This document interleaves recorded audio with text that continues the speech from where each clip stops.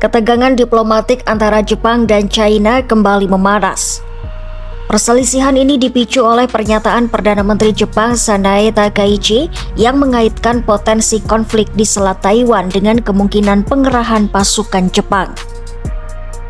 Pernyataan tersebut memicu reaksi keras dari China, mulai dari larangan perjalanan, penghentian impor boga bahari Jepang, hingga penundaan penayangan film-film Jepang. Di tengah situasi yang semakin panas, Amerika Serikat turun tangan menyatakan dukungan penuh kepada Jepang.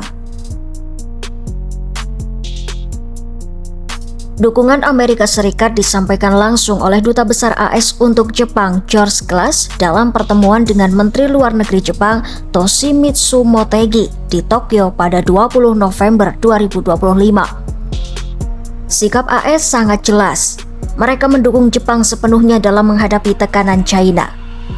Bahkan sebelum pertemuan itu, George Glass sudah lebih dulu menyampaikan dukungan melalui media sosial sekaligus mengkritik reaksi-reaksi keras Beijing. Lantas, apa yang memicu kemarahan China? Pernyataan Takaichi menjadi titik panas.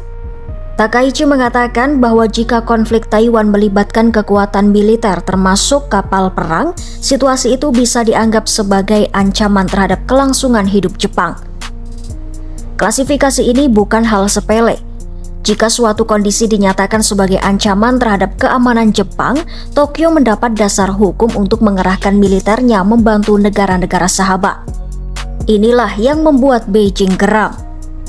Akibatnya, China membalas dengan berbagai langkah pembatasan, baik di bidang wisata, perdagangan, hingga industri hiburan. Dubes George Glass menyebut respon Beijing sebagai sesuatu yang keterlaluan. Menurutnya, ini adalah pola klasik pemaksaan ekonomi China yang menekan negara lain melalui kebijakan perdagangan. George Glass menegaskan, AS tetap fokus menjaga stabilitas kawasan dan siap membela Jepang sesuai perjanjian keamanan kedua negara. Perjanjian itu mencakup komitmen membela kepulauan Senkaku, wilayah yang juga diklaim China dengan nama Diaoyu. Selain George Glass, pejabat Departemen Luar Negeri AS Tommy Pickett's turut memperkuat pesan itu. AS menolak setiap upaya mengubah status quo di Taiwan maupun Laut China Timur, termasuk dengan kekerasan atau paksaan.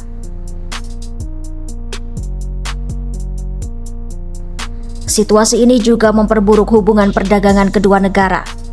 China menegaskan bahwa komentar Takaichi telah merusak fondasi politik hubungan kedua negara dan mengganggu kerjasama ekonomi. China adalah pasar ekspor terbesar kedua bagi Jepang. Pada tahun 2024, China membeli sekitar 125 miliar dolar AS atau sekitar 2.062,5 triliun rupiah produk Jepang.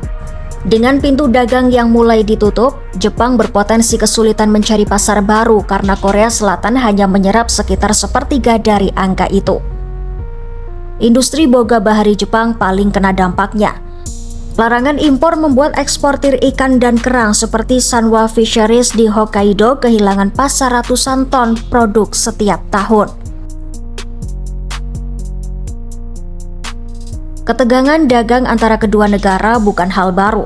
Pada tahun 2023, China melarang impor seafood Jepang setelah pelepasan air radioaktif Fukushima. Pada 2010, China menghentikan ekspor tanah jarang setelah Jepang menahan kapten kapal China. Riwayat ini menunjukkan bahwa perselisihan Jepang-China mudah menjadi konflik ekonomi berkelanjutan.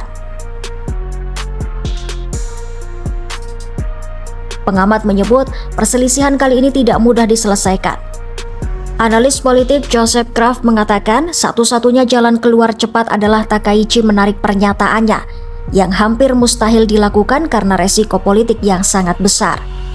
Sementara itu, Beijing juga sudah membawa masalah ini ke level di mana mereka sulit mundur tanpa kehilangan muka.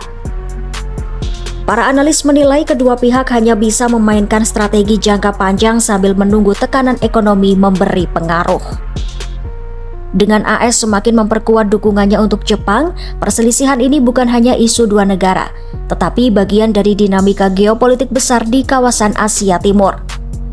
Sampai situasi mereda, ketegangan Jepang-China ditambah keterlibatan Amerika Serikat akan terus membayangi stabilitas politik dan ekonomi di kawasan.